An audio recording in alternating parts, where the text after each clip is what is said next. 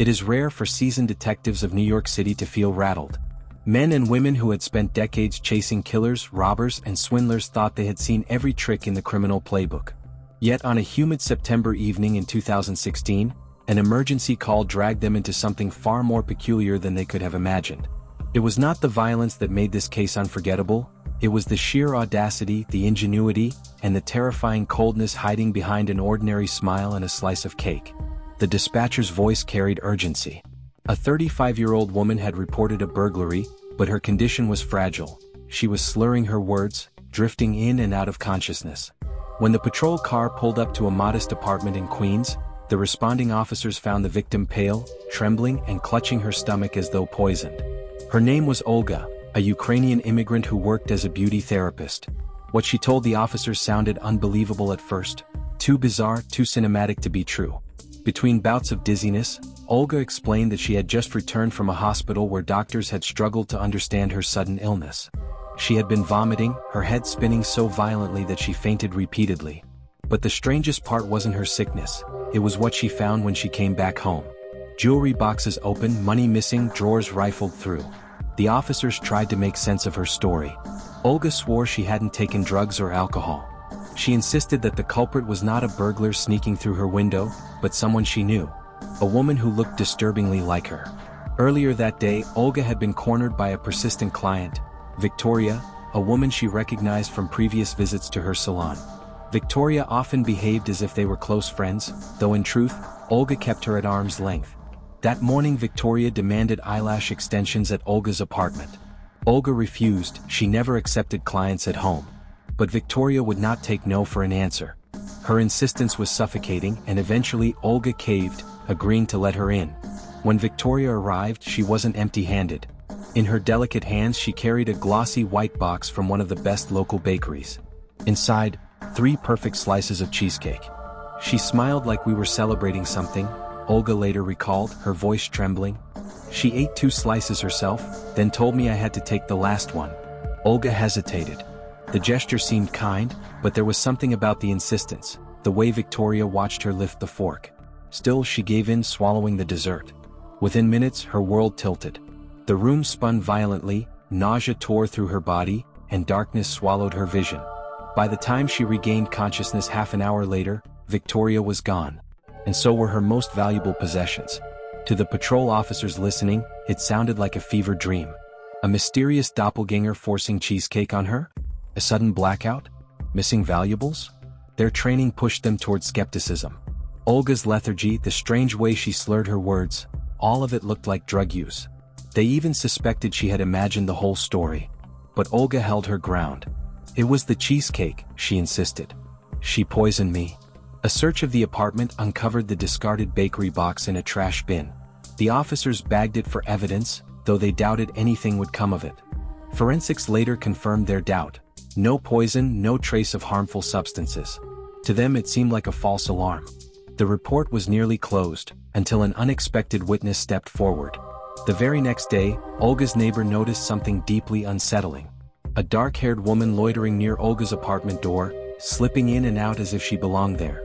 When the neighbor finally confronted her, the stranger muttered that Olga was unwell and hurried away. Curious and alarmed, the neighbor peeked inside. What she saw chilled her. Olga lay motionless on her bed, the air unbearably hot as if someone had turned the heating up to suffocating levels despite the summer heat outside. She was dressed strangely, an unsettling combination of revealing lingerie and sweatpants, as though someone had been in the middle of redressing her unconscious body. Scattered around the room were pills, potent sedatives. The neighbor's immediate reaction was to call 911. The description she gave matched Olga's mysterious client, a strikingly attractive woman who bore a haunting resemblance to Olga herself. For detectives, this changed everything. Olga's story was no longer dismissed as fantasy. Now it seemed someone had deliberately tried to stage the scene as a suicide. The heat, the pills, the mismatched clothing, all pointed to a calculated setup. And every sign led back to Victoria, the pushy client with the cheesecakes. Yet despite the breakthrough, investigators had almost nothing tangible. No photograph of Victoria, no address, no record in their system. It was as though she had stepped out of nowhere, a phantom twin lurking in plain sight. The officers' frustration grew. Was this a clever impersonator? A con woman? A predator who used charm and resemblance as her camouflage? What they didn't yet realize was that this was only the beginning. Olga's survival was a rare accident. Others before her had not been so lucky. The detectives who had once dismissed Olga's account now found themselves haunted by it. What if she had been right all along? What if this mysterious woman, the one who forced cake upon her, wasn't simply a petty thief but someone far more dangerous? The unease grew when the forensic team returned with a troubling update. Though the initial tests on the cheesecake box showed nothing, a deeper analysis revealed faint traces of phenazepam, a powerful sedative not commonly found in the United States. The drug was odorless, tasteless, nearly impossible to detect without specialized equipment. Whoever had used it knew exactly what they were doing. This revelation placed Olga's words in a terrifying light. She hadn't imagined the dizziness, the fainting, the crushing weight of unconsciousness. She had been deliberately poisoned. The burglary, the stolen jewelry, the cash, it was all secondary. What chilled investigators most was the intent. Someone wanted Olga gone. But why her? Detectives dug into Olga's life, pulling records, speaking to friends and co-workers. She had no enemies, no disputes, no debts. She was ordinary in every way, hardworking, kind, with a circle of clients who adored her. The only anomaly was Victoria. No one seemed to know where she lived, what her last name was, or how she always seemed to appear out of nowhere. She hovered on the edges of Olga's life like a shadow, persistent yet elusive. As days passed, Olga began to recover physically, but her trust was shattered. She moved through her apartment like a guest in her own home, jumping at sounds in the hallway, staring at her door before locking it 3 times at night. Her face was drawn, her voice quieter, her eyes restless. The fear that Victoria might return lingered like poison still coursing through her veins. The detectives too were restless. They had only fragments, an eyewitness description, a box of poisoned cheesecake and Olga's testimony. But no identity. No fingerprints matched. No photographs. It was as though Victoria lived without leaving a trace. Until a chance break came from the unlikeliest source. A pawn shop in Brooklyn reported a woman attempting to sell jewelry that matched the description of items stolen from Olga's apartment. The owner, wary of the nervous customer, quietly noted her appearance. She was attractive, dark-haired, with sharp cheekbones and strikingly familiar features. She looked so much like Olga that at first he assumed they were related. But her demeanor unsettled him. She smiled without warmth, her eyes scanning the room constantly as though calculating escape routes. When police arrived hours later, she was gone, leaving behind only the faint memory of her perfume and the impression of someone who could blend in anywhere yet trust no one. But this time there was a clue. Security cameras outside the pawn shop caught her walking quickly down the street, slipping into the crowd. The footage was grainy, her face partially obscured, but enough for detectives to confirm. This was the same woman who had nearly killed Olga. The investigation intensified. Detectives canvassed neighborhoods, showing still images from the footage, asking questions, following whispers. Each time the trail went cold. She was like smoke, visible for a moment before dissolving into the air. But as they pulled records of phenazepam, a disturbing connection emerged. The drug wasn't approved in the US. It was, however, common in Russia. Smugglers sometimes brought it across borders, but access was rare. Which meant Victoria wasn't improvising, she was calculating, resourceful, and likely experienced in more than one crime. Late one evening, Olga sat across from the lead detective, her hands trembling as she wrapped them around a cup of tea. The detective leaned forward, his voice steady but grave. "She didn't want your money, Olga. That was just a bonus. She wanted your life. Someone like her doesn't stop after one attempt." The words froze her.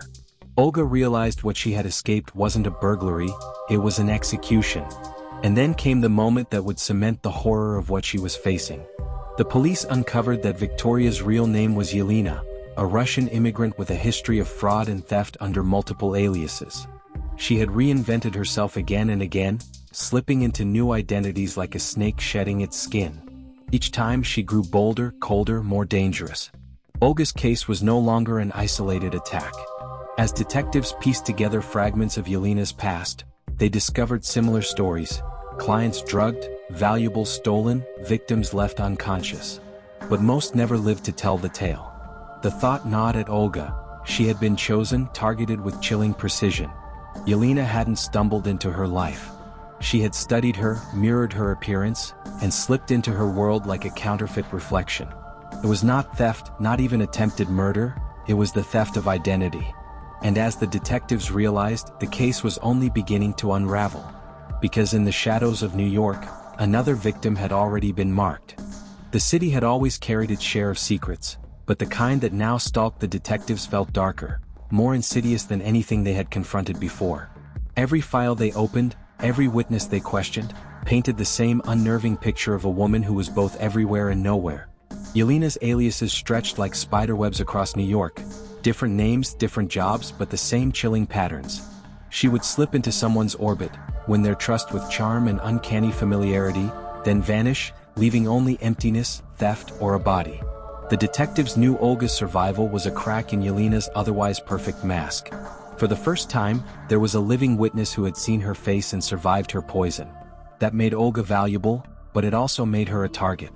They moved her into temporary protective housing, warning her not to trust anyone, not even casual acquaintances. Still, Olga couldn't shake the feeling that she was being watched. Every reflection in a subway window, every stranger's glance in a grocery store made her blood run cold.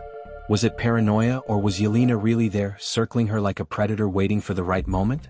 Meanwhile, the investigation began to unearth traces of something even more unsettling. A string of unsolved cases dating back years bore the same haunting fingerprints. Sudden illnesses, unexplained overdoses, young women with missing valuables, always with a mysterious friend or client no one could properly identify. In one case, a tenant was found lifeless in her overheated apartment, pills scattered by her bed, ruled a suicide. In another, a woman was discovered collapsed in her bathroom with an empty dessert box nearby, dismissed as an accident. Now the detectives saw the chilling thread. These were not suicides, not accidents. They were rehearsals. The deeper they dug, the clearer Yelena's obsession became. She wasn't just a thief or even a killer. She had an unnerving fascination with her victims' identities. She chose women who resembled her, mirrored their mannerisms, and then quietly attempted to erase them, stepping into their lives as if trying to become them. To investigators, it was as though she collected identities like trophies, discarding them once she was done. The cheesecake wasn't just a clever murder weapon. It was a performance, a cruel parody of friendship, a sweet mask for bitterness. One night, as detectives reviewed surveillance from multiple boroughs, they froze on a frame. There she was, Yelena, walking calmly through a subway platform, hair neatly tied back, carrying a shopping bag. But what made hearts stop was the figure walking beside her. Another woman, younger, with similar features, her expression relaxed as though she were with a trusted friend. The officers knew the ending before it happened. The young woman was never seen again. For Olga, the nightmares worsened. She dreamt of herself lying cold in her bed, someone else slipping into her clothes, wearing her smile, answering her phone, living her life while she faded into nothingness. Each morning she woke drenched in sweat, wondering if the dream was prophecy. The police tried to reassure her, but even they began locking their own doors tighter at night. Yelena had proven she could slide past suspicion, dissolve into the crowd, and reappear wherever she chose. The case was no longer just about catching a criminal. It was about stopping a woman who seemed addicted to becoming other people, who left ruin in her wake like a shadow no one could pin down. And the more they closed in, the more dangerous she became. Because Yelena was beginning to sense that the walls were tightening around her, and a cornered predator is the most lethal kind. The city braced itself as the manhunt tightened, but Yelena always seemed a step ahead, her movements as fluid as smoke. Detectives traced her through pawn shops, surveillance cameras, and fragments of witness accounts, yet every lead dissolved into another disguise, another alias. She was a master of reinvention, slipping from one mask to another with terrifying ease. But cracks had begun to show. Her obsession with Olga had left too many fingerprints, too many traces, and for the first time she was within reach. Olga's days blurred into restless nights in protective custody, her nerves frayed to breaking. She avoided mirrors, fearing she might not recognize herself, fearing that if she stared too long, Yelena's face might be staring back. More than once she thought she saw her tormentor in crowds, on subway cars, or reflected in shop windows. Each time her pulse spiked, each time she felt hunted. The detectives told her to stay strong, that they were closing in. But Olga knew the truth, Yelena wasn't done with her. She could feel it like a storm approaching. That storm finally broke in the spring of 2017. After months of false trails, investigators received a tip from a pharmacy in Brooklyn.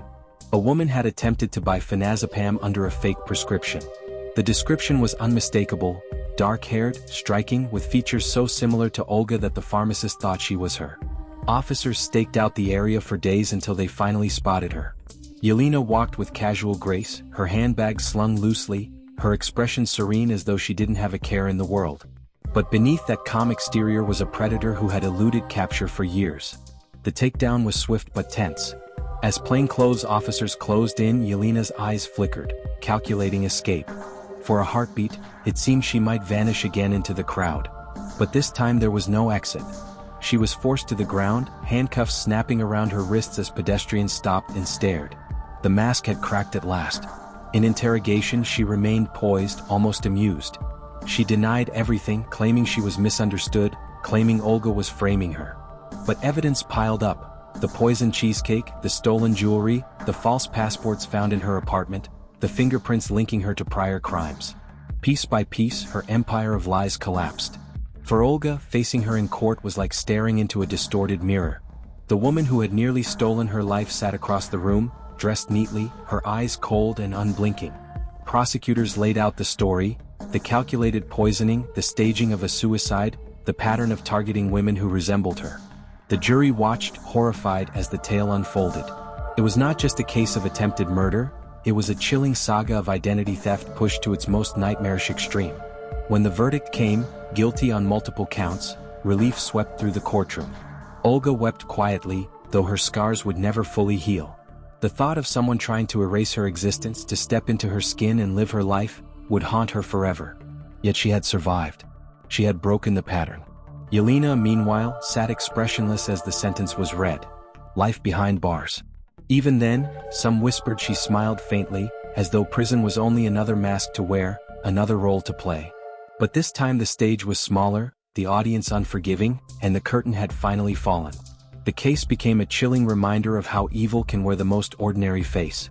A smile, a gesture of kindness, even something as simple as a slice of cake.